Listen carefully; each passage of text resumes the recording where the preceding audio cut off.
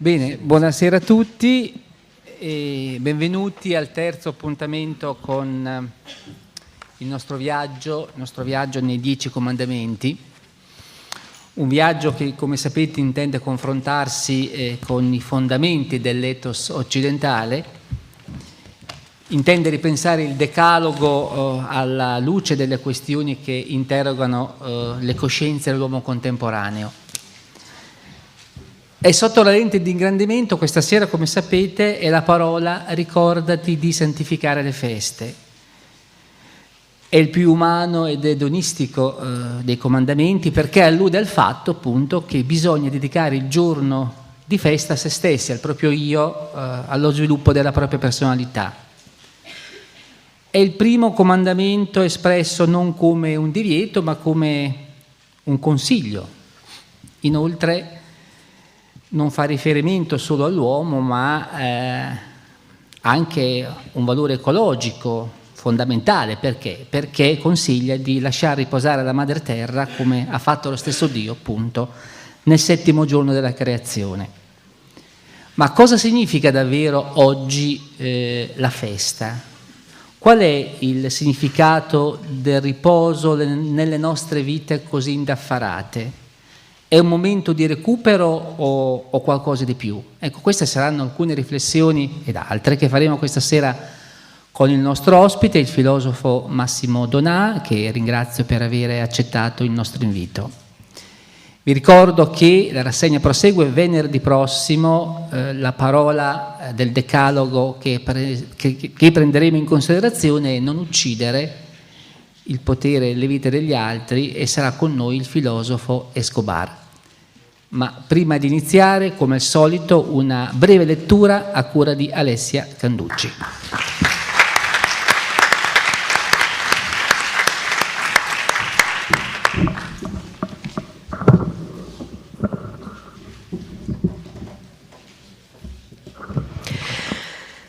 Santificare le feste.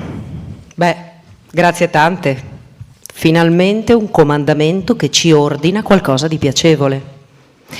È l'unico nella tua lista di divieti che ci raccomanda qualcosa di allegro.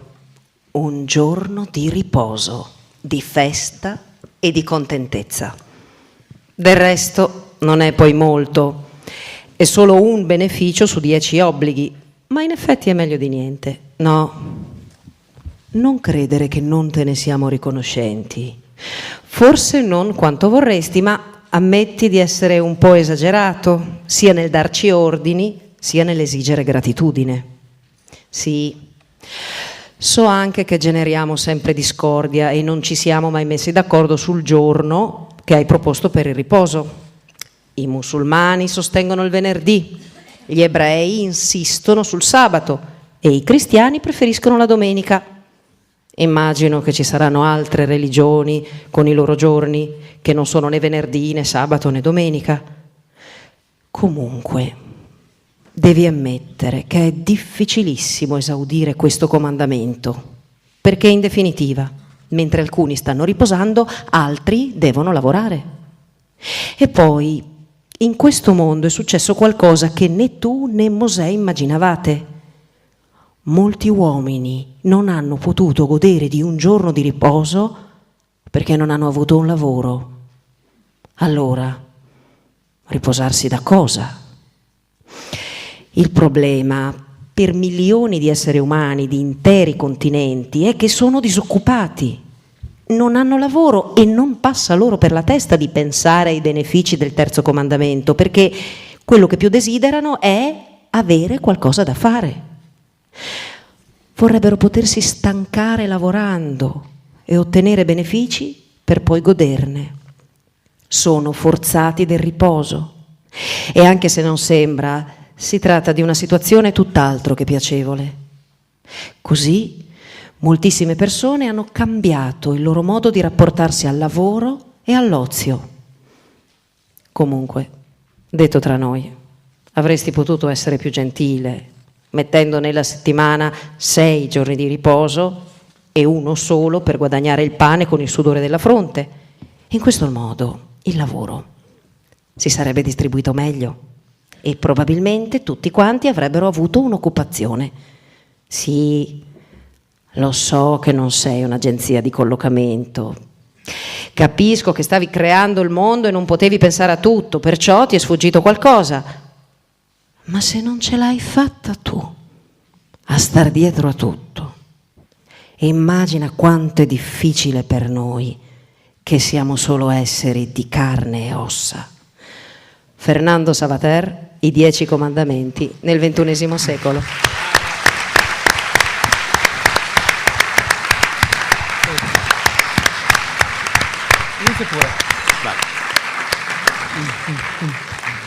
Beh, innanzitutto grazie per il rinnovato invito, ormai sono di casa qui. Poi vedo anche molti amici con i quali abbiamo fatto tante belle cose in questi anni, speriamo di farne ancora, qui vicino.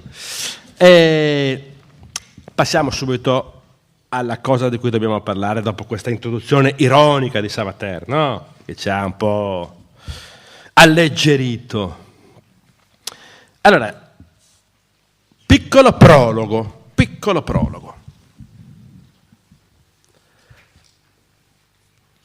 Chi ha mai detto che la perfezione, quella che tutti cerchiamo nella vita, vorremmo tutti essere perfetti in qualche modo, no? Sia qualcosa di definitivo?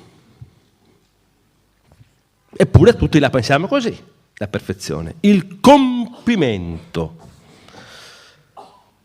cioè uno sguardo finalmente rivolto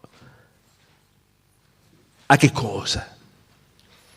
Cosa può darci l'esperienza della definitività? Una parola che in Occidente ha regnato sovrana da sempre. La totalità. No, qual è il sogno di tutti gli esseri umani? Poter aprire il proprio sguardo sulla totalità. Solo al cospetto del tutto, gli antichi greci ce l'hanno insegnato, può darsi una verità salda, incontrovertibile. Ma, come tutti sappiamo, la storia dell'Occidente è una storia che mano a mano ci ha costretti a prendere atto che questo fine ha a che fare con l'impossibile. E quindi ci siamo accontentati di verità parziali, limitate, temporanee, rivedibili sulla scienza moderna, no? Verità che non possono dirsi tali in relazione a tutto. Anche il grande Kant ci ha insegnato che le verità che possiamo guadagnare sono sempre verità relative ad un pezzo di mondo. Dobbiamo ritagliarci un pezzo di mondo.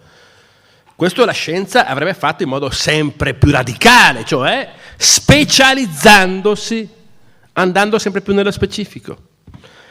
La totalità si sarebbe rivelata sempre più chiaramente un sogno, una illusione. Beh, c'è un grande filosofo ebreo del Novecento, Franz Rosenzweig, che in un grande libro,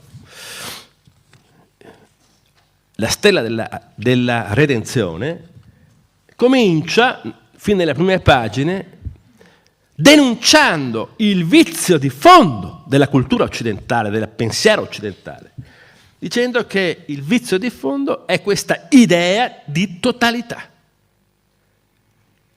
Pensate al grande sistema hegeliano, Hegel, che sogna appunto un sapere assoluto capace di abbracciare la totalità delle cose. È stato un sogno rispetto alla quale ormai ci siamo disincantati,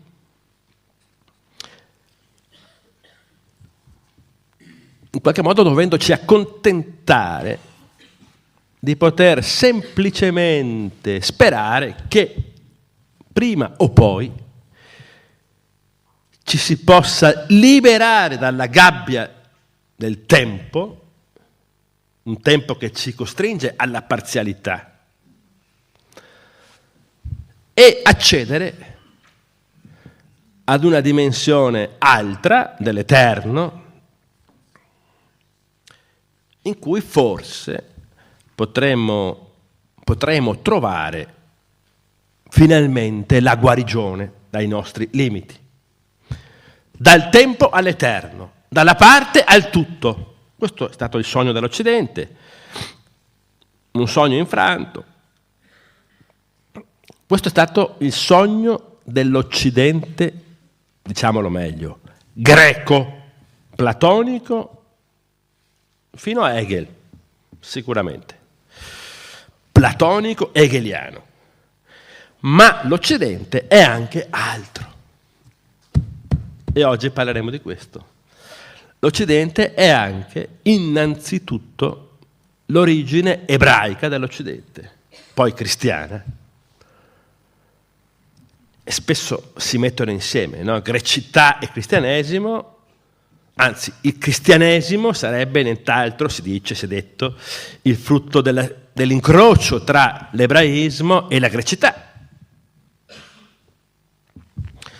Forse, non lo so, ma sicuramente vale la pena oggi, proprio in occasione di questo comandamento, tornare a riflettere con una certa attenzione a questa origine biblica ebraica della nostra civiltà, che vedremo, spero lo vedremo in modo chiaro, abbiamo completamente, di fatto, la nostra civiltà l'ha completamente rimossa.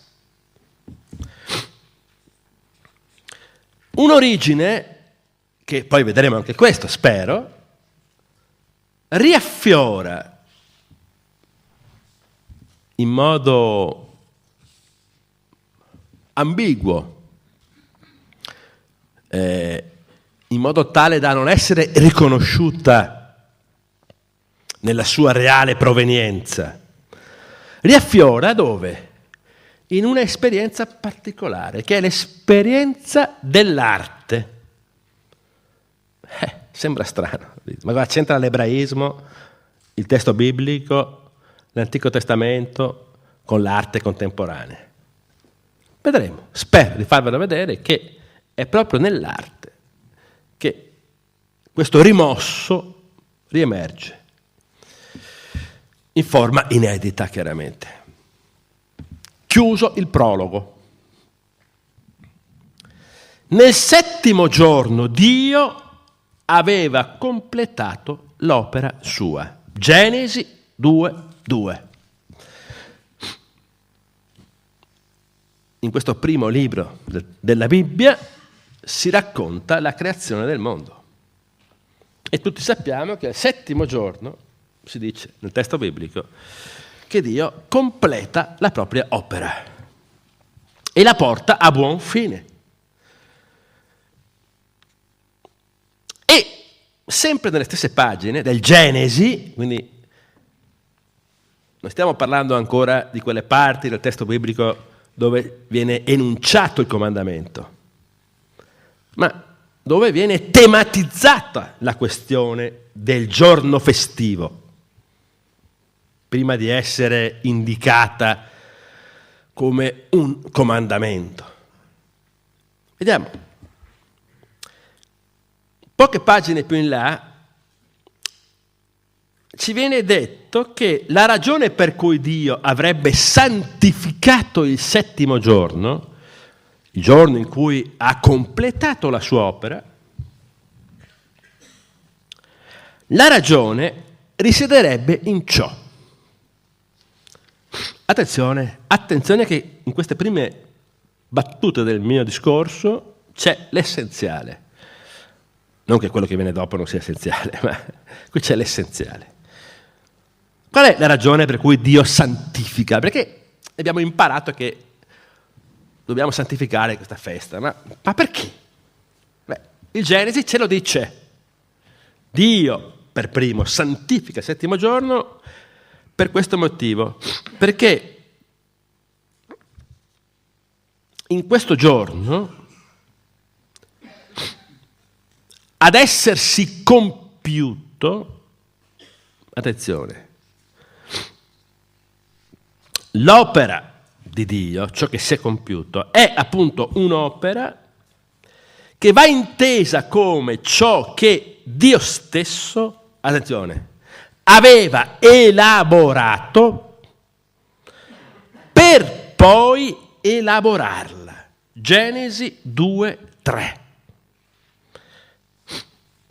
Io credo che se qualcuno di voi avesse mai per caso letto queste righe del Genesi, si troverà un po' spiazzato, perché nella traduzione, ma lo vedremo dopo, che circola negli alberghi, per esempio, sul comodino c'è la Bibbia, no? Edizione CEI. Ecco, non c'è questa traduzione.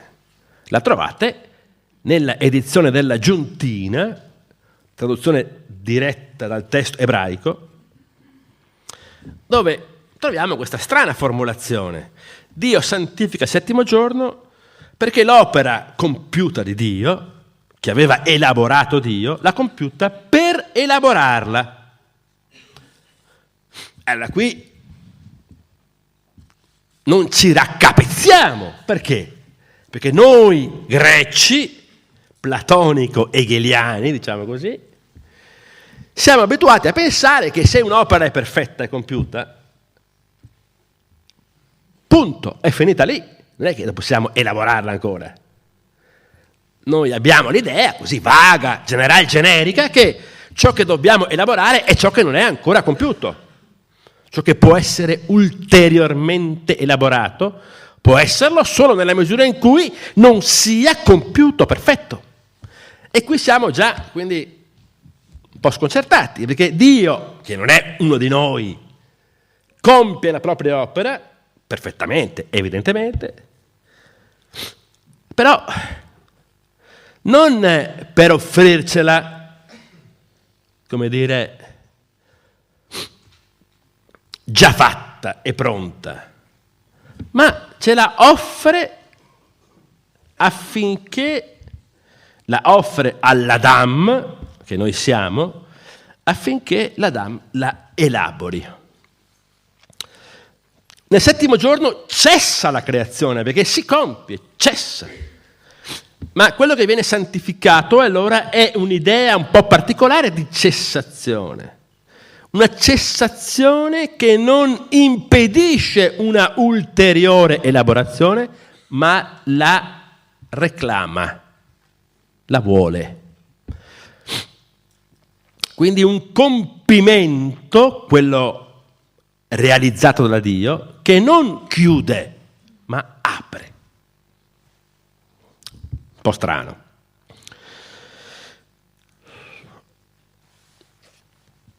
Insomma, la creazione in realtà, stando a questa traduzione corretta del testo ebraico, si divide in due parti. Non c'è una creazione.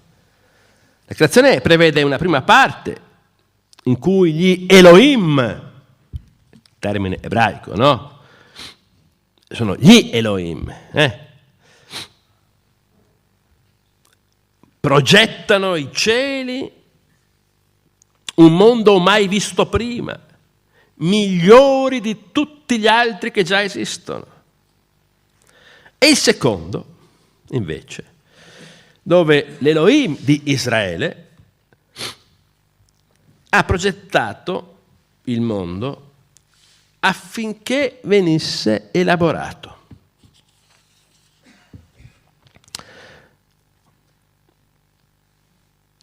Allora, il settimo giorno è il sabato, lo Shabbat.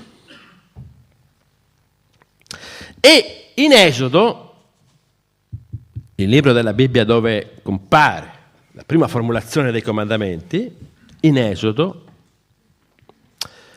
si dice che è proprio il cessare così fatto che caratterizza l'obbligo di santificare il sabato, questo tipo di cessazione. E si dice infatti, ognuno rimanga dentro di sé, né esca dal proprio luogo nel settimo giorno. E il popolo cessò nel settimo giorno, Shabbat, cessò. Quindi il verbo cessare, che in ebraico è diverso dal verbo riposare. La simpatica paginetta di Savater contrapponeva il riposo al lavoro. Ecco, mettiamola da parte, bella, simpatica, ironica, ma mettiamola da parte. In ebraico sono due verbi diversi, cessare e riposare. Quello che va santificato nel sabato è la cessazione, quella cessazione che è un compimento che apre, non che chiude. Il riposo non viene chiamato in causa laddove si invita il popolo ebraico a santificare il sabato. Si parla di cessazione, non di riposo. Altra parola. Allora il sabato, cominciamo a capire, ha a che fare con una cessazione dinamica, che non è un passaggio dal movimento del lavoro alla quiete del riposo, ma è il passaggio da una dimensione operativa ad un'altra dimensione operativa. Una realizzata da Dio, l'altra assegnata come compito agli umani. E quindi nella creazione a darsi in realtà è il progetto di un nuovo mondo, attenzione, che è questo che caratterizza il sabato per gli ebrei.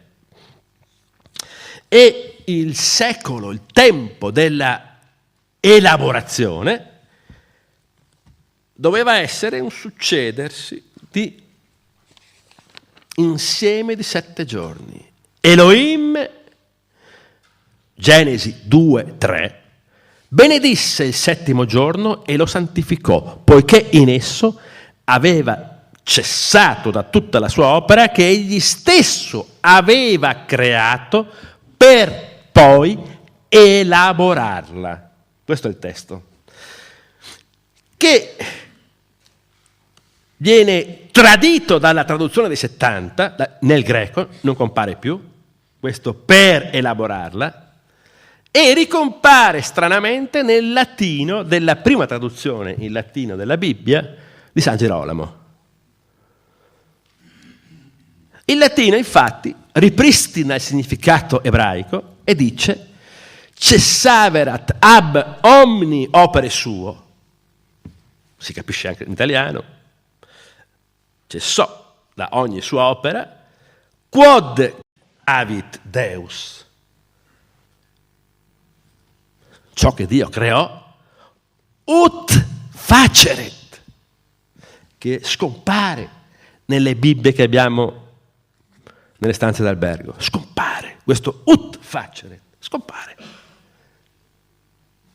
È fondamentale, capite? Quindi Dio creò questo mondo, lo portò a compimento affinché ut, finale, tutti abbiamo fatto un po' di latino a scuola, no? Ut facere, affinché venisse fatto, realizzato. Quindi il compimento deve essere realizzato dall'Adam, da noi, dall'essere umano.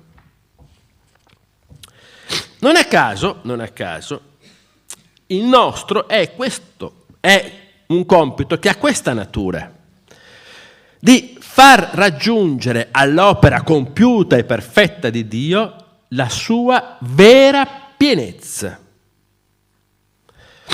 E solo l'Adam, noi, potevamo avere questo compito. Perché? Perché è proprio all'Adamo, come sappiamo, che Dio aveva ispirato attraverso le narici il soffio vitale. Genesi 2:7. Anche qui, all'essere umano viene ispirata questa capacità che è la possibilità di elaborazione della compiutezza creata da Dio,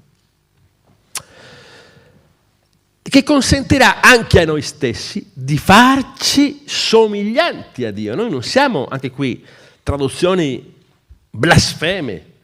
Non è che Dio ci ha fatto a sua immagine e somiglianza una volta per tutte, come con lo stampino sulla sabbia qui vicino, no? No. Ci ha ispirato il soffio vitale che ci consente di elaborare il cosmo perfetto creato da Dio, affinché noi stessi si possa diventare simili a Dio. Qui cosa possiamo notare sin da subito? L'emergenza della questione temporale. Quindi qui ad essere santificato è una particolare accezione della temporalità. Un tempo escatologico che, attenzione, non promette e non indica nessuna totalità compiuta, ma indica un processo, una dinamica che dobbiamo attivare noi.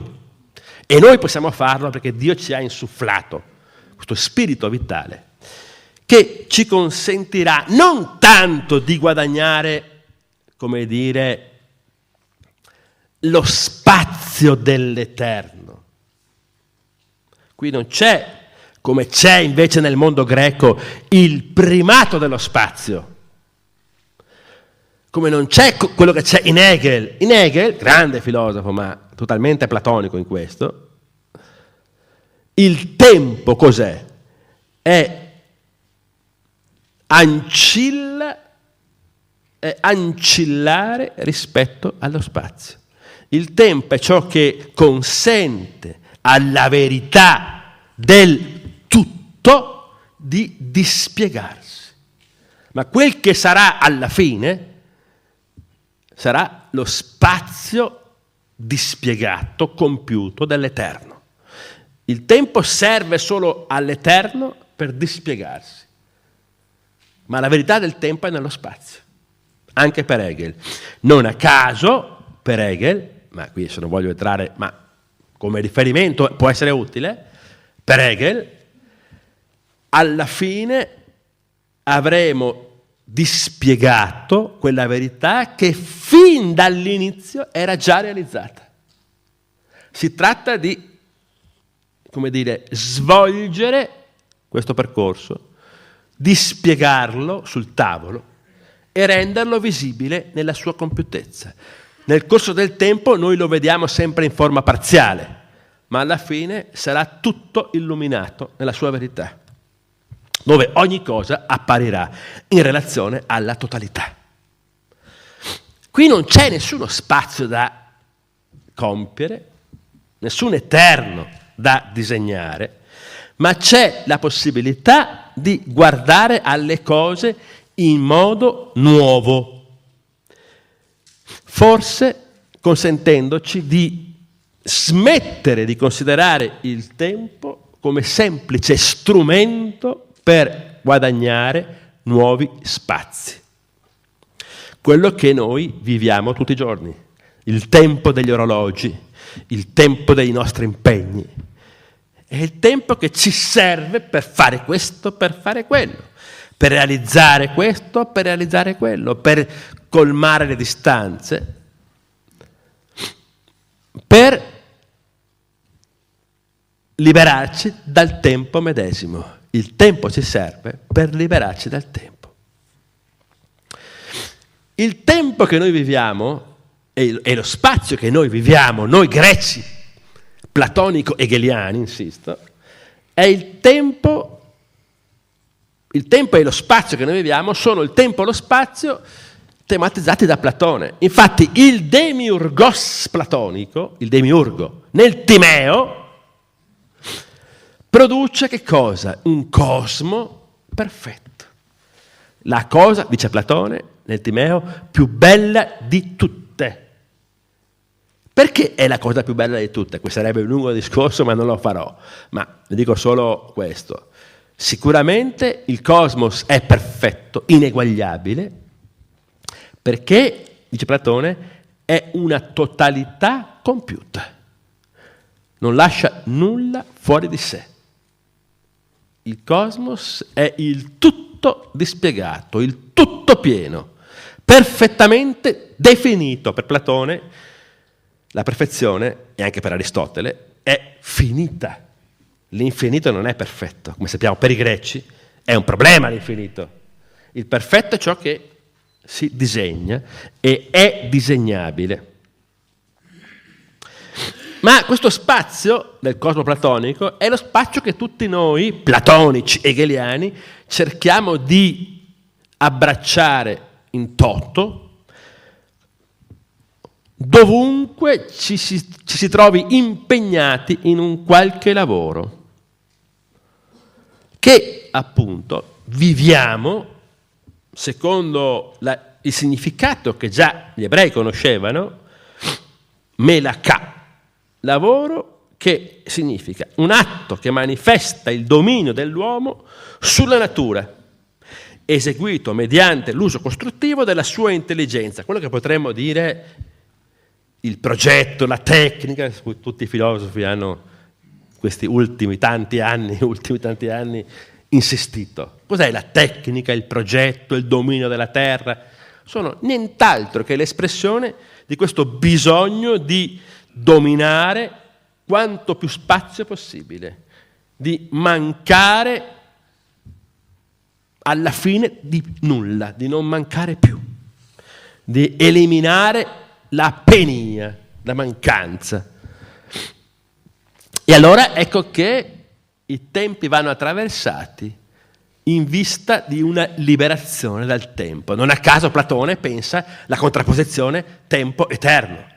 Per i greci e anche per noi, in fondo, nell'immaginario comune, la verità, la beatitudine sta nell'eterno. Nel tempo c'è la condanna, c'è la morte, c'è la finitezza, c'è la mancanza. Ecco, il testo ebraico è di segno opposto. La santificazione del sabato indica, come dire, la possibilità di vivere il tempo in modo totalmente diverso rispetto a quello che abbiamo appena spiegato. Un tempo che non mira a togliersi, a esaurirsi in una eternità compiuta, in uno spazio definitivo. Un tempo che mira, al contrario, a liberarci dalle sempre possibili tentazioni idolatriche, cioè quelle in cui possiamo cadere, laddove ci illudiamo che questo o quello spazio sia per noi il raggiungimento definitivo, sia quello che cercavamo. Ecco, quindi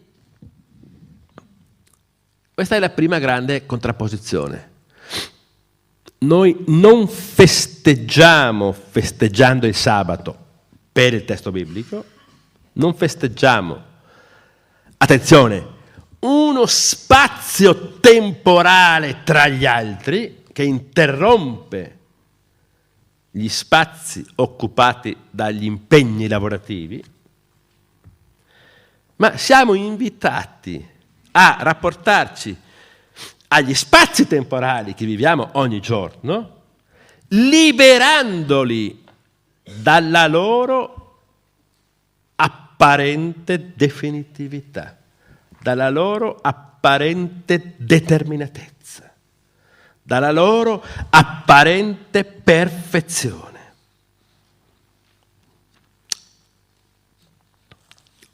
Ma allora la totalità creata da Dio, che va liberata essa medesima, Dio stesso la vuole liberare da questa, come dire, incombente tentazione idolatrica. È sì perfezione, infatti Dio come sappiamo, nel testo biblico, Genesi 1:31, vede quel che ha fatto e dice, ecco, è cosa buona, veramente. Non è che ha fatto male quello che ha fatto, quindi c'è bisogno di aggiustarlo un po'. Non è questo che dobbiamo fare noi, aggiustarlo un po'. Dio vede, è perfetta, è un cosmo, è il cosmo di Platone. Quello che crea Dio fino al settimo giorno, possiamo dire così, è il cosmo di Platone. È perfetto. Ma, attenzione, è un cosmo perfetto in cui però manca la vita. Genesi 5 dice infatti, non c'era ancora sulla terra nessun arbusto nella campagna, né alcuna erba dei campi era ancora germogliata, perché il Signore Dio non aveva fatto piovere sulla terra, né c'era l'uomo per coltivare il terreno, ma un vapore umido saliva dalla terra, né c'era l'uomo per coltivare il terreno. Era un mondo perfetto, ma fatto di una perfezione morta, non c'era vita. Questo mondo andava vivificato. Ecco il compito che ci viene assegnato.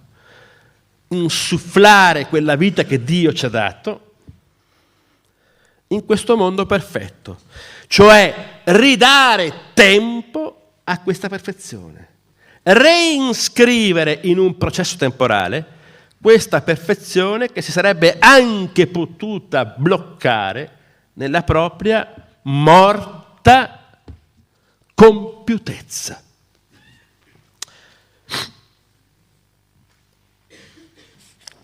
Allora, questo significa anche capire perché il mondo ebraico è il primo mondo in cui la festa, veniamo al nostro tema sempre più nello specifico adesso, viene sottratta a che cosa? A quella tipica ciclicità fondata sui ritmi naturali cosmici che era propria delle popolazioni del tempo. Per la prima volta la Pasqua, che in origine era la festa di primavera, divenne qualcos'altro. Le festività dei popoli antichi, ci racconta in un bel librettino che vi consiglio di leggere, Heschel, un grande intellettuale ebreo che ha scritto testi fondamentali.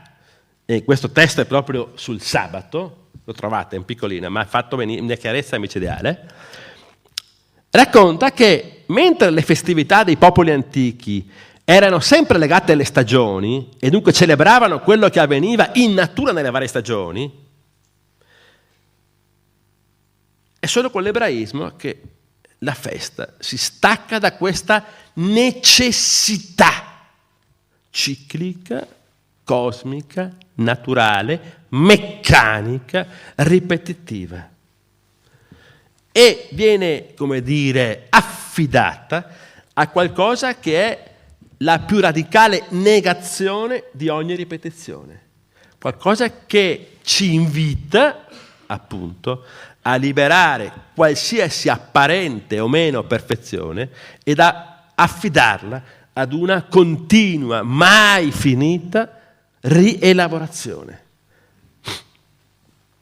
Allora, ecco che dal regno della necessità, quello greco, quello delle religioni antiche, dove tutto era iscritto in questa meccanica ripetitiva delle stagioni, dei ritmi naturali, si passa ad una dimensione completamente inedita. Non c'è più nulla di meccanico, addirittura, come sapete bene, si passa alla eliminazione di ogni indicazione spaziale. Il luogo del rito e della festa e del culto non è più individuato, identificato con uno spazio, non è più individuato come spazio. È uno spazio, come dire, non determinabile, può essere celebrato dovunque. Questo è tipico degli ebrei. Mentre noi abbiamo questa idea che è fondamentalmente greca, anche se siamo cristiani, dello spazio sacro, del luogo sacro, lì c'è un'idea del tempo sacro, non dello spazio. E allora ecco che anche il tempo viene liberato da questa mania spazializzante che abbiamo noi. Anche il tempo del lavoro, che viviamo quotidianamente, certo poi giustamente diceva Savater, avercelo il lavoro oggi, ma a prescindere da questo, noi viviamo sia il tempo del lavoro sia il tempo dell'ozio, del riposo, con lo stesso meccanismo mentale. Noi li viviamo sempre contrapponendo lo spazio del negotium, latinamente, dell'occupazione, della produzione, allo spazio dell'ozium. Dove, ecco il punto, cosa facciamo noi? Alla fine viviamo lo spazio dell'ozium in modo totalmente conforme allo spazio del negozium. Lo pensiamo come omologato allo spazio del negozio, al punto tale, e questo lo sappiamo tutti, che il giorno di festa, diciamoci la verità, è uno dei giorni più angoscianti della nostra vita. Dobbiamo riempirlo, non sappiamo cosa fare la festa, ci dobbiamo inventare gite, occupazioni, ricreazioni, perché sennò andiamo in ansia, non sappiamo cosa fare il giorno della festa, perché la festa, come la pensiamo noi, solo come uno spazio in cui ci riposiamo. Perché? Perché il buon datore di lavoro non deve mai eliminare le feste ai propri lavoratori, perché la festa serve a riacquistare le energie per lavorare di più e meglio il giorno dopo. Ma la festa ha solo questo scopo, quello di potenziare il melakà, cioè il lavoro produttivo, che ci consentirà di occupare nuovi spazi, di perfezionarci e di essere sempre più compiuti. Ma allora è chiaro che Leopardi, Novalis hanno testimoniato magnificamente l'angoscia del giorno di festa. È angosciante la festa greca, platonica, diciamo così, hegeliana che noi viviamo. È angosciante perché vedendo arrivare la festa, la sera del dì di festa, noi vediamo già il lunedì, ammesso che la festa sia la domenica. Vediamo già il lunedì. Il destino della festa è quello di precipitare nel lunedì, nel lavoro, dove saremo ancora più impegnati. Poi spesso alla fine della festa siamo alienati più di prima, siamo più stanchi, più stressati. Andate a fare la gita, il bambino ha fatto la pipì sulla macchina. Cioè, è un disastro la festa spesso. Facciamo 3.000 cose e non ce la facciamo, arriviamo alla sera distrutti e poi ricominciamo a lavorare. È una follia generale. Questa è la festa per noi, no? Code infinite. Dobbiamo, Code infinite. Code infinite. Adesso addirittura si va ai supermercati perché sono aperti anche la festa. Sì. Quindi fantastico, con la famiglia andiamo lì, mangiamo lì, compriamo lì, facciamo i nostri bisogni lì, tutto lì. No, e anche altre cose magari, tutto lì. E la festa non ha nessun senso, è una pausa, è una interruzione, perfettamente identica al tempo che vorrebbe interrompere. E anche Novalis degli inni alla notte dice: ecco l'angoscia dell'uomo occidentale, dovrà sempre ritornare mattina, mai smetterà questa terrestre sopraffazione del moto, empio è questo agire che impedisce la notte in volo che si avvicina. La notte è solo un frammezzo, la verità sta nella notte, ma non la notte che è destinata a rifarsi giorno, la festa che sta in mezzo.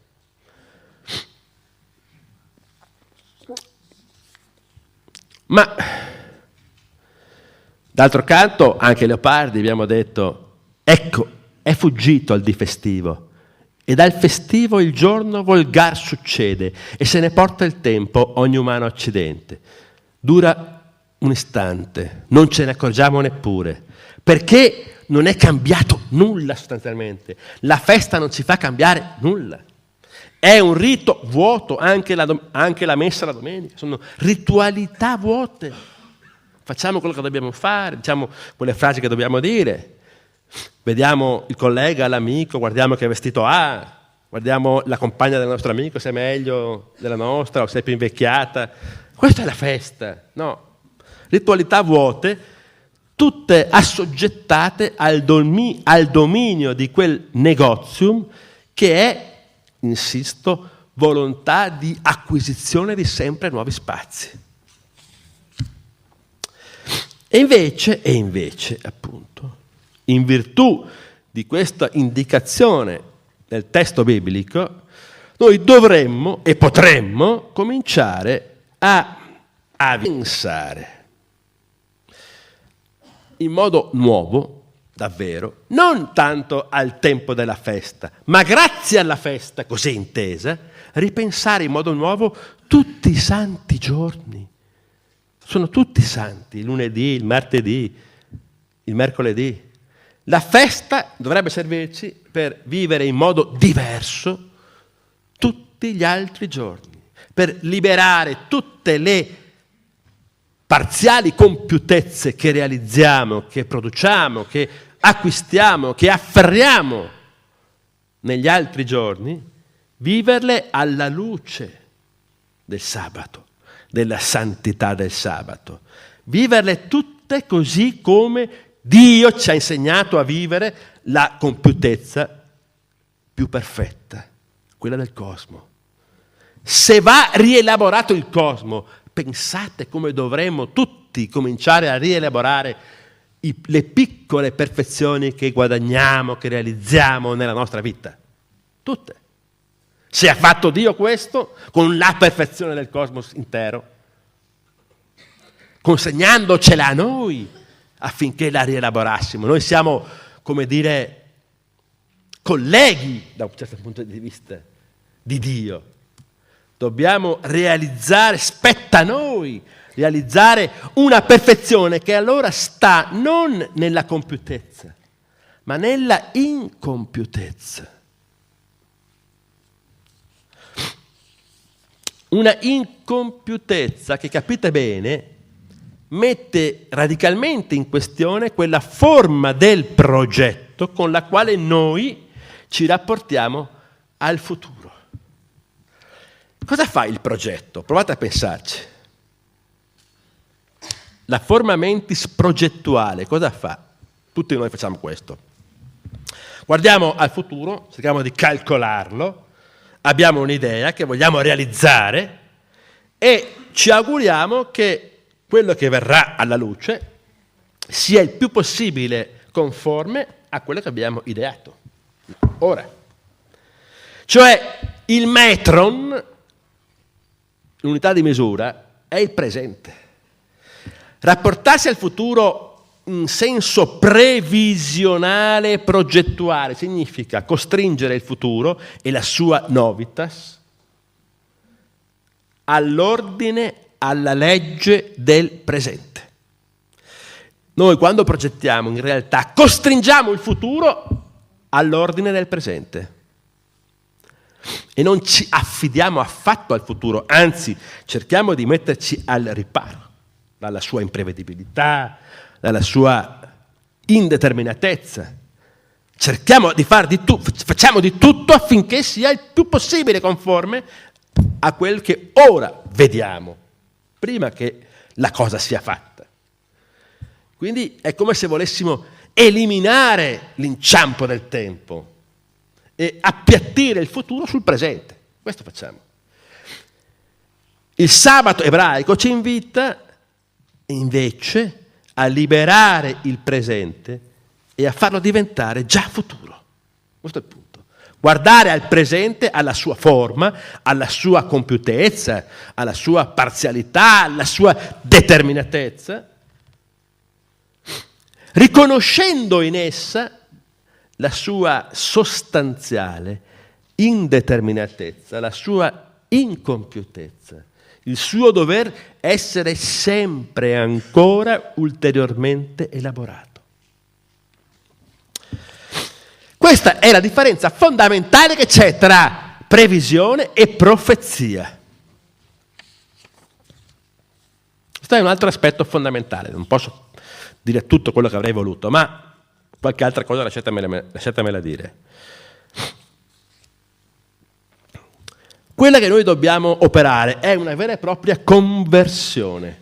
Il sabato, la festa, ci invita non tanto a fare una pausa, a riposarci dal lavoro, ci invita a lavorare in modo nuovo, ad essere uomini nuovi. Questo ci invita a fare il sabato, se no non capiamo nulla della festa. Allora, questa conversione, questa trasfigurazione significa passare dall'orizzonte della previsione, della progettazione, all'orizzonte della profezia, dove il profeta, attenzione, non è, come potrebbe sembrare, e anche in parte è, solamente colui il quale vede prima. Certo, anche vede prima il profeta, colui il quale ha una visione in anticipo. Ma attenzione, non vede prima, come dire, così come vede prima il calcolatore della tecnica. Il profeta vede prima nel senso che, come dire, vive in stato di veglia, come dice Mosè Maimonide, grande interprete medievale della tradizione ebraica, in stato di veglia, uno stato di inquietudine e di paura, che è l'opposto di chi invece vuole dominare il futuro attraverso il progetto. Perché, come dire, nello stato profetico, il profeta non ha più nulla a cui ancorarsi, perché ciò a cui la sua forma mentis umana, troppo umana, si ancorerebbe, cioè la forma determinata in cui sempre ci troviamo, il presente in cui siamo,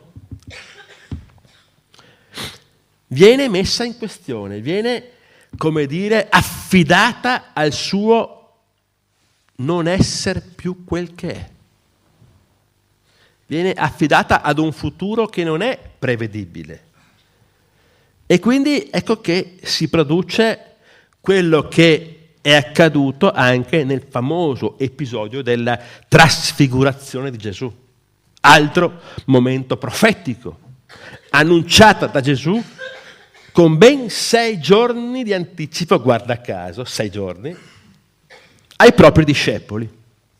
E anche quella era una visione profetica, dove i discepoli, presi dallo spavento, non sapevano cosa dire. Ecco, questa è la condizione del profeta, non è di chi prevede, del veggente che vede prima, è di chi mette, come dire, in questione la terra sicura su cui poggiamo i piedi. L'irruzione sconcertante, destabilizzante del futuro nel presente, non del presente nel futuro come nel progetto.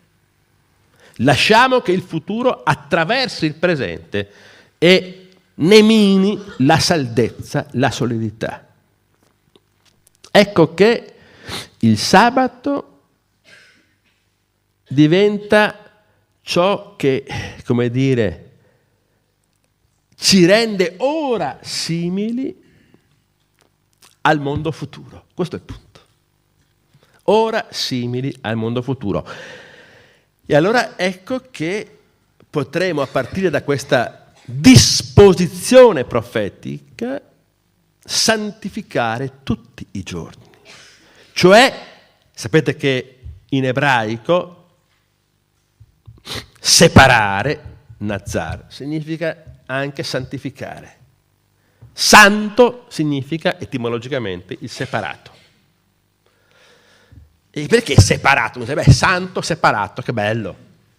Ma perché il santo è separato? Non è che sia viva in un'isoletta nascosta, no, il santo vive tra noi, può vivere anche, no? Non è necessariamente un eremita. Separato in che senso, appunto? Separato da quelle condizioni, da quelle norme, da quelle leggi che regolano il presente, attraverso le quali noi tentiamo di dominare tutti i nostri futuri. Il santo, colui il quale viene strappato via da queste regole, separato, e affidato in una condizione di incertezza totale, di insecuritas totale, ad un futuro che lo illumina qui ed ora, consegnando il suo spazio di esistenza al tempo. Questo è il punto. Poi ci sarebbe da ragionare, ma non lo faccio, sulla differenza tra la domenica e il sabato. Perché gli ebrei il sabato e i cristiani la domenica? Certo, per i cristiani il fatto della domenica fa riferimento all'evento della resurrezione, perché di domenica le donne vanno nel sepolcro, non c'è più Gesù. Ma Gesù era ebreo. E se andassimo a vedere, non lo posso fare adesso, l'ho scritto nel mio testo dove affronto questo tema, ma ci renderemo conto che in sostanza, per quanto ci siano delle differenze concrete e ben determinate tra la nozione del sabato e quella della domenica, con delle ragioni testuali precise, alla fine quello che è in gioco è sempre la possibilità di una trasfigurazione, perché anche il risorto viene riconosciuto, non riconosciuto dai discepoli, proprio in quanto, appunto, il suo sarebbe stato un corpo radicalmente trasfigurato. Anche qui, quante bestialità, quante sciocchezze si dicono, si sono dette sulla resurrezione. Chiaro che detta così fa ridere, no? Sembrano delle favolette da bambini, cioè Cristo risorge, cioè era morto, poi noi ci immaginiamo che il suo corpo si ricompone, è come era prima, no? Non è questa la resurrezione. Il Cristo risorto ha un corpo trasfigurato. Non è che sia tornato come era prima, se no saremmo sempre sotto l'imperium del tempo spazializzato. Non è che noi vogliamo reintegrare il corpo morto. Si tratta di un passaggio a qualcosa che ha a che fare con il farsi nuovi, così come il cosmos, dicevamo, nel sabato viene affidato all'Adamo affinché lo potesse fare continuamente nuovo. Questa è la santificazione. E chiudiamo allora con questo piccolo corollario finale, importante però. Tutto questo voi direte, sì, più o meno convincente, interessante, però, e chi non ha fede e chi non crede al testo biblico? Sarà vero che il testo ebraico dice questo e non dice quello che c'è? Va bene. Ma per un laico, tutto questo discorso, che rilevanza può avere? Dicevo all'inizio che c'è un'esperienza in cui credenti o non credenti che si sia, viviamo quello che ci raccontano i testi biblici, essere stato vissuto da Gesù, dai discepoli, dall'Adamo. Che cosa viviamo? Viviamo degli eventi in cui le cose vengono di fatto santificate, se abbiamo capito cosa vuol dire la santificazione del sabato. Vengono santificate in modo perfettamente identico a come il testo biblico invita gli esseri umani a santificare il sabato, per le stesse ragioni. Qual è questa esperienza? È quella dell'arte. Provate a pensarci.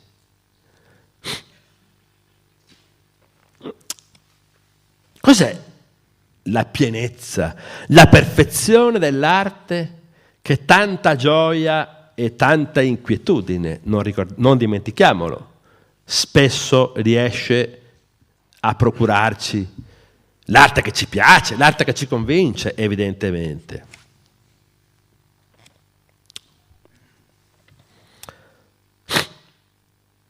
Partiamo da questa semplice, facile considerazione.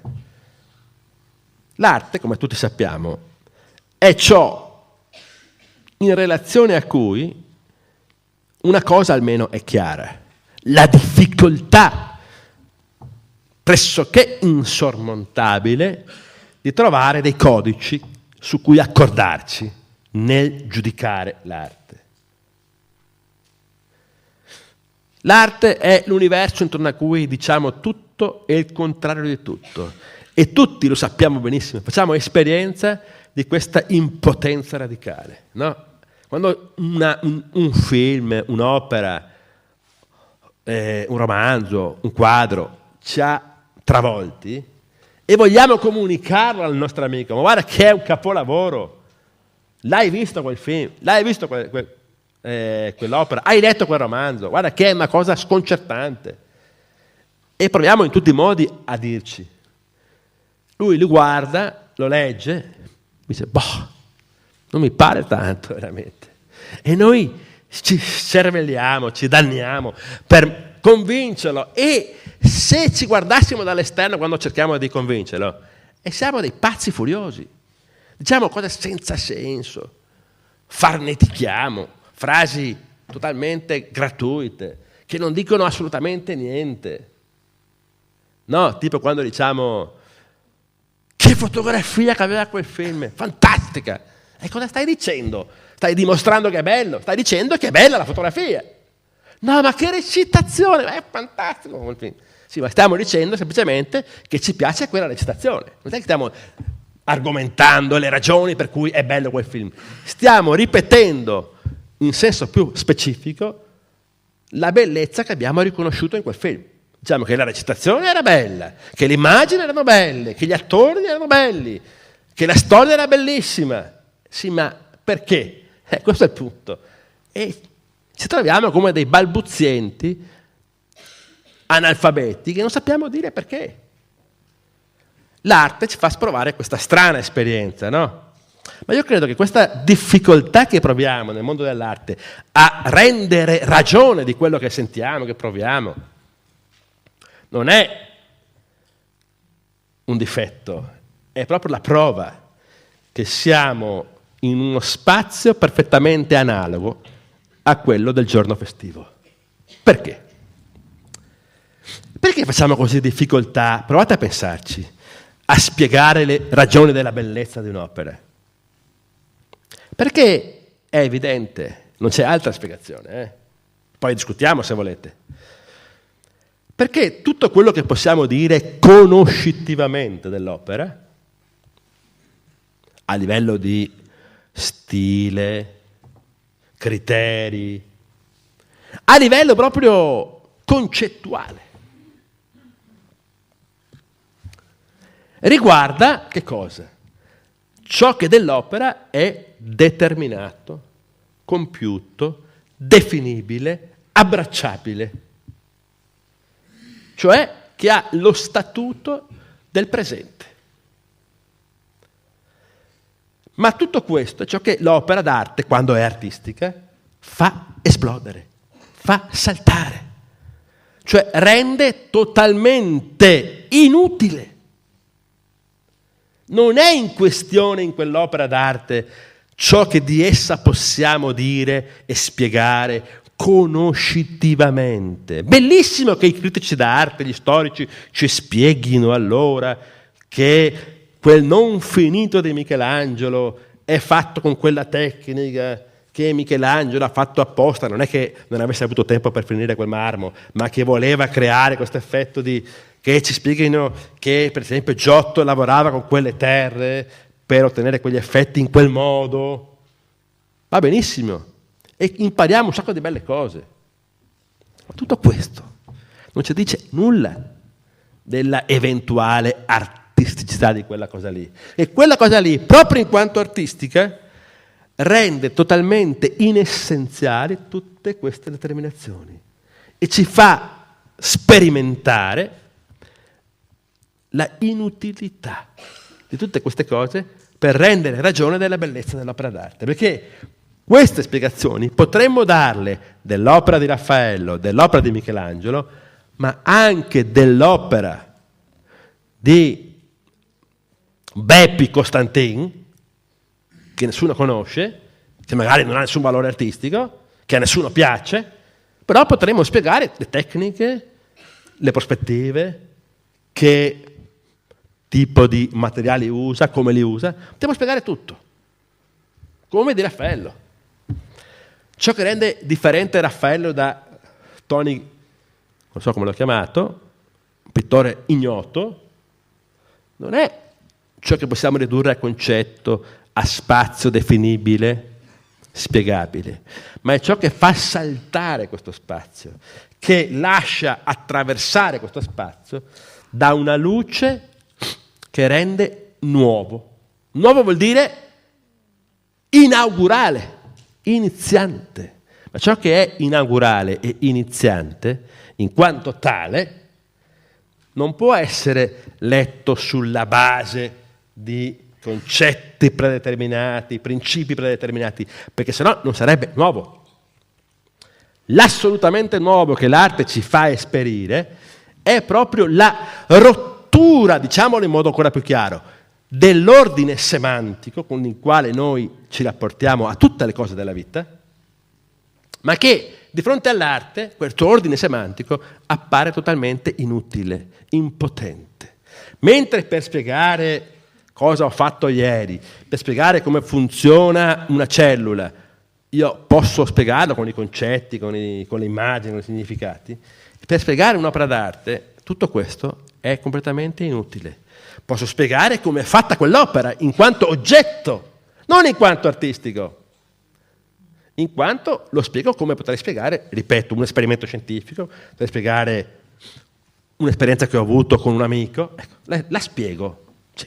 Ma, ripeto, lì accade qualcosa che espone quella cosa, quell'oggetto, ad una dimensione che è il suo futuro, che è ciò che non possiamo dire con i significati, non possiamo dire con le modalità sempre spazializzanti che usiamo appunto nella vita quotidiana, ma anche nell'orizzonte scientifico della scienza. E allora è chiaro che è solo per questo, capite, che l'opera d'arte è assoluta quando c'è, ma nello stesso tempo non impedisce che ve ne siano altre milioni di opere d'arte assolute. L'assoluto, da un certo punto di vista, se è tale, è uno. Dal punto di vista logico, secondo le categorie del logos. No, è chiaro, se c'è un assoluto, non può che essere uno. Platone, Plotino. Se fossero due assoluti, capite bene, sarebbero relativi l'uno all'altro. Si relativizzerebbero l'uno rispetto all'altro, non sarebbero assoluti. Nell'opera d'arte accade questa cosa stranissima, che ogni opera, se è artistica, è assoluta. Questo impedisce che vi siano altre opere assolute, perché è l'assolutezza analoga alla santificazione del sabato, dove la cosa è sempre resa nuova. Picasso, non a caso, dice a un certo punto che una frase molto bella, molto interessante, vediamo se la trovo, la prima l'avevo vista. In sostanza dice questo, dice che se l'opera d'arte fosse, come dire, assoluta nel senso che abbiamo spiegato, se ne sarebbe solo una. Se la compiutezza dell'opera fosse analoga al senso della compiutezza che abbiamo tutti noi quotidianamente, dopo averne fatta una, l'artista non potrebbe farne più altre. Invece, dice Picasso appunto, l'artista può produrre una infinità di assoluti, cosa totalmente impensabile logicamente, contraddittoria. Ecco che l'arte ci sposta dal piano del significato al piano del senso, dove il senso è proprio, come dire, l'affidare lo spazio del significato al tempo mai finito del senso. al tempo di una festa, e chiudo, che quindi non va assolutamente intesa come un tempo tra gli altri, ma va intesa come la vera condizione di possibilità per cominciare a fare davvero esperienza di un tempo non assoggettato all'imperium dello spazio, ma capace di liberare tutti i nostri spazi. Grazie.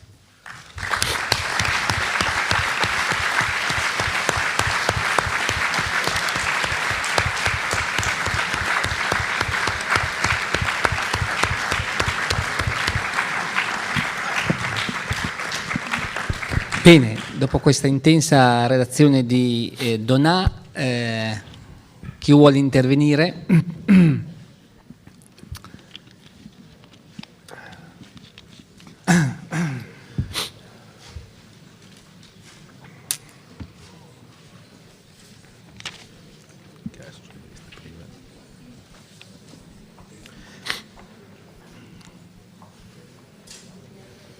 Anche delle obiezioni radicali, Dire, non sono assolutamente d'accordo per questo e quel motivo, però dovete dirmi.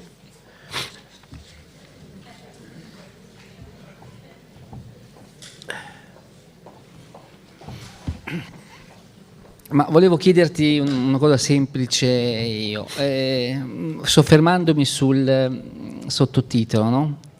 Tu ti chiedi quale festa per quale umanità. Ecco, oggi santificare le feste che cosa vuol dire? Ecco, io ho cercato di rispondere a questa domanda nella mia conferenza, però posso essere più preciso e, come dire, didascalico.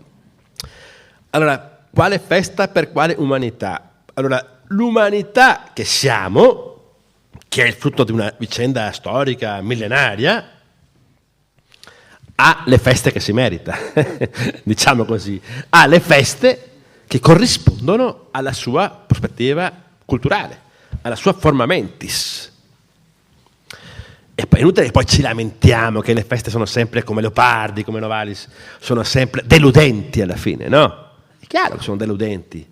Allora, il punto è, la sfida è questa: prima di imparare a vivere la festa, dovremo imparare ad essere noi uomini festivi, uomini nuovi. E allora ecco che il messaggio biblico da un lato, ma io direi la riflessione filosofica, una riflessione sul senso delle cose della nostra vita, ecco, possono aiutarci, ecco, a liberarci da questa idolatria che è alla fine sotterranea ma terribile. Idolatria dello spazio. In fondo noi siamo la civiltà dello spazio. Noi vogliamo guadagnare sempre nuovi spazi. Le guerre sono sempre state questo. L'uomo ha sete di spazi. Infatti adesso che la Terra ormai si cerca di trovare nello spazio altri spazi abitabili, no? Come direbbe il mio collega amico Tagliapietra, questo è il destino, no? Ma questo è un destino terrificante, catastrofico. Ecco, forse dovremmo cominciare a smetterla di pensare ad occupare nuovi spazi e a capire che non saremo mai nuovi finché cerchiamo nuovi spazi, ma saremo sempre identici a noi stessi. E quindi tanto più cerchiamo altro spazio, quanto più cerchiamo altro spazio, tanto meno troveremo qualcosa d'altro. Troveremo sempre lo stesso. Allora, l'altro non sta nell'altro spazio, l'altro sta forse nella possibilità di vivere il tempo in modo diverso, che noi, come dicevo prima, l'abbiamo sempre e lo viviamo ancora oggi, il tempo strumentale, no? Il tempo è uno strumento. Io ho bisogno di tempo per fare questo, per fare un nuovo disco, io suono, mi serve una settimana, un mese, ma il tempo mi serve, è uno strumento, no? Per fare il disco, poi voglio aver realizzato quella cosa, che deve essere perfetta. Io voglio farmi una casa bellissima, ci vuole del tempo, devo guadagnare, devo comprarla, prendere gli operai che me la facciano, ci vuole del tempo, ma alla fine cosa voglio? Voglio realizzare qualcosa di spaziale. Noi viviamo anche le nostre relazioni in termini, se vuoi, anche di spazio figurale, non spazio fisico sempre, no? Ma sempre in termini di spazio, ma in fondo io parlavo di grecità, Platone, Aristotele, Hegel. Hegel non è greco, ma è il compimento della grecità. Allora, perché? Perché in fondo sono i greci a tematizzare la verità stessa in forma spaziale. Aristotele, Principium Firmissimum, Bebaiotate Arché, quarto libro della metafisica. Cos'è la verità? Il principio di non contraddizione, Bebaiotate Arché, Principium Firmissimum, cioè il principio che distingue le cose nella forma spaziale, interno e esterno. A è A solo se si distingue da qualcos'altro che è non A. Allora c'è l'interno, c'è l'esterno. Allora io sono quello che sono in quanto occupo uno spazio all'esterno del quale ci puoi essere tu. Ma Eraclito già diceva, la legge che regola questo spazio, che lui chiamava dell'armonia manifesta, è polemos, è guerra. Nello spazio saremo sempre in guerra. Non solo perché possiamo dichiararci guerra. Io posso voler occupare il tuo spazio. Ti prendo e ti porto via. Questa sedia è mia. Mi ci siedo io. Ti mando via da quella sedia, se voglio. Ma non serve che io ti dichiari guerra in questo modo. Questo hanno fatto gli umani da sempre, no? Per il semplice fatto di essere qui dove sono, occupando il mio spazio, io sto impedendo a te di occupare questo spazio. Eraclito, polemos è la legge dell'armonia manifesta. Questo è. Guerra. Polemos vuol dire opposizione, ma anche guerra. Allora, nello spazio, io e te siamo in guerra. Io e il tavolo siamo in guerra. Dove c'è l'uno non c'è l'altro. Dove c'è l'uno, l'altro è escluso. Prima di volerlo occupare quello spazio. Io sono già in guerra con chi lo occupa. Perché essendo lì dove sono, impedisco a lui di occupare il mio spazio. Lo limito. Allora, finché siamo sotto il dominio di questo principio, di questa logica, noi saremo incapaci di pensare in modo nuovo quello che la festa del testo biblico ci indica, e penseremo solo feste che sono stanchi e vuoti rituali, dove non facciamo altro che replicare quello che facciamo nel tempo lavorativo. Cerchiamo di sempre più occuparla con altre occupazioni. Questo vogliamo fare, occuparci nel tempo libero, perché se no è angosciante il tempo vuoto. Horror vacui, dobbiamo riempirlo con 1000 hobbies, no? 1000 cose che ci impegnino, con 1000 diversivi che non divergono un bel niente, non ci portano da nessun'altra parte, ma ci fanno vedere con angoscia progressiva l'avvicinarsi al giorno lavorativo. E invece dobbiamo riuscire ad essere sempre in festa. Ecco la nuova umanità. Per quale umanità la festa? Per una umanità che non ha più bisogno del sabato o della domenica, che sa essere sempre in festa, ma in festa nel senso no, banale, stupido, perché alla sera va in discoteca o fa altro, no? O perché suona, fa il concertino alla sera dopo aver lavorato, no? Che è sempre in festa perché vive ogni guadagno, ogni spazio guadagnato, ogni conquista fatta come qualcosa di assolutamente ancora rielaborabile. Anzi, sarà immagine di Dio, della verità, solo in quanto apparirà passibile di ulteriore rielaborazione. Quindi sarà tanto più divina, tanto più perfetta, tanto più festiva, quanto più apparirà nella sua incompiutezza. E dobbiamo rovesciare il nostro luogo comune per cui il buono, il perfetto è il compiuto. E infatti i genitori cosa fanno? Non perché siano colpevoli, perché sono espressione di questa civiltà. Cosa fanno? Quando il bambino lascia una cosa a metà si incazzano. dicono, hai finito i compiti? No, finisci i compiti, devi sempre portare a termine quello che devi fare, che è anche sano e anche buon senso, ma se ci pensiamo bene, esprime questa forma mentale. Noi dobbiamo compiere, chiudere, ma la chiusura è la morte, è la metafora della morte, la chiusura. Guarda caso, poi, la morte è una chiusura paradossale, è la chiusura che tutti abbiamo sempre davanti agli occhi, pur non avendola mai vista. Nessuno sa cosa sia, però è la cosa davanti alla quale tutta la nostra vita ci fa stare angosciati. Sapete che cosa pazzesca? Nessuno sa cosa sia la morte, però è la cosa che più ci angoscia. Perché viviamo sempre, come direbbe Heidegger, per la morte, verso la morte, no? Eppure perché è così angosciante la morte? Non perché è brutta, perché nessuno sa cosa sia. Poi, come si dice, il mio maestro Severino direbbe il nulla, ma non c'entra niente. Il nulla, cos'è il nulla? Cos'è il nulla?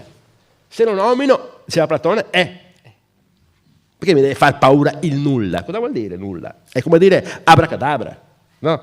Allora, ci angoscia proprio perché, questo è il punto vero, perché è la metafora della chiusura definitiva.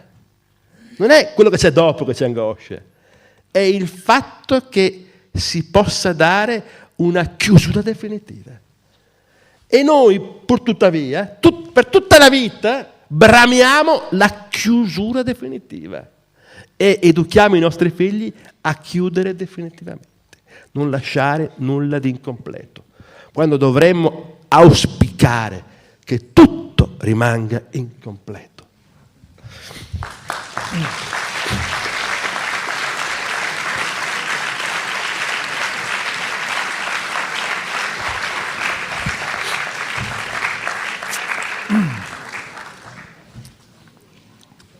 C'è una domanda della signora. Buonasera. Qualche riflessione, perché è troppo affascinante la sua relazione. Ho pensato, se l'opera d'arte è futuro, mi viene l'idea che non finisca mai questo futuro, dal momento che l'opera d'arte è sempre attuale, quindi l'opera d'arte si può concludere sia un futuro infinito. Poi, se dobbiamo infuturare il presente per poter vivere bene la festa, dovremmo in qualche modo essere sempre artisti. E l'ultima cosa che mi viene di pensare è come cominciare a far sentire, per esempio, ai giovani che l'opera d'arte non è solo tecnica, per esempio. È una cosa che secondo me si acquisisce solo con l'esperienza, quindi non si può insegnare questo senso dell'arte, bisogna solo sentirlo col tempo. Grazie. Grazie a lei delle domande, sì, delle appunto, riflessioni pertinenti con quello che abbiamo detto e opportune. Parto da questa ultima. È possibile insegnarlo? Io nel mio piccolo, che poi non è piccolo perché mi chiamo Massimo, quindi è Massimo, no scherzo, non faccio altro che cercare di insegnare questo. Quando insegno anche estetica, anche ontologia dell'arte si chiama, vabbè, ma insomma estetica, cerco di insegnare questo alla fine, cioè non è che faccio corsi su questo, su quello, però cerco di far passare questa cosa qui. Bisognerebbe che gli studenti venissero educati ad una riflessione filosofica sull'arte, che poi dipende da chi la fa, perché non è detto che tutti i filosofi facciano questo, molti si limitano a raccontare la storiellina dell'estetica, vabbè. Però bisognerebbe cercare di far riflettere, ecco sì, su che cosa è arte, non su come sono fatte quelle cose che chiamiamo arte. Diamo per presupposto che siano arte, poi diciamo come sono fatte. Vabbè, come sono fatte si impara, si studia, come... Bello, bellissimo, perché siccome mi piace l'arte, mi appassiona, mi piace anche sapere la vita dell'artista, come ha fatto quelle opere, mi piace, per curiosità, arricchire il mio bagaglio di conoscenze, ma solo perché c'è un'esperienza artistica sotto alla base, se no perché me ne deve fregare della vita di Picasso, di Matisse, di Giotto? Perché me ne deve fregare qualcosa? Me ne frega perché ritengo che lì ci sia un'esperienza fondamentale. Dovremmo cercare di far capire ai giovani, ma come io lo faccio, come cerco di farlo io, poi bisognerebbe far riflettere, ecco, bene, filosoficamente sull'arte, leggendo come si deve Platone, come si deve Plotino, come si deve fino a Hegel, come si deve tante cose. E quello che hanno scritto gli artisti, che pochi li fanno leggere. Io nei miei corsi faccio sempre i conti con i testi degli artisti, perché in genere molti purtroppo storici dell'arte pensano che gli artisti siano dei naif, che quando scrivono cose un po' non molto serie, no? Che non sono intellettuali. Loro sanno fare, ma in realtà molti grandi artisti hanno scritto cose teoricamente straordinarie. Io ho fatto un libro su Magritte, su Beuys, un libro su vari artisti, e ho scoperto che non solo di questi, insomma, ma tanti altri, sono dei filosofi straordinari, perché ragionano, pensano, riflettono su quello che fanno in modo molto, molto più profondo di quanto ci facciano credere i loro esegeti storici dell'arte. Faccio un esempio singolo per farvi capire, è molto però emblematico, no? Tutti abbiamo imparato a scuola che Kandinsky è il primo artista, il primo acquarello astratto è di Kandinsky, improvvisazione, e abbiamo imparato che Kandinsky è un astrattista perché non rappresenta più la realtà secondo le forme classiche, realistiche, non fa l'albero, faceva quando era più giovane, poi si libera e fa le macchie, fa i colori, fa le linee.